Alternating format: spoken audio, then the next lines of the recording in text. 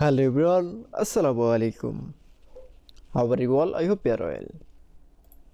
Welcome back to my channel in this new video.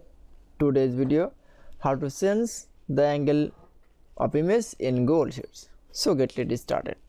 At first open your Google Sheet document. In this video, I will show that change the angle image. Now click for the image.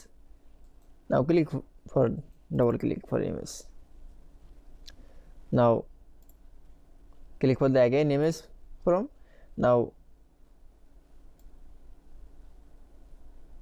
right from image in the angle. Now click for a save and close option. That is. Then you show change the angle image in Google Sheets is very easily. I hope to enjoy the video. Please like, comment, share and subscribe my channel. Thanks for watching.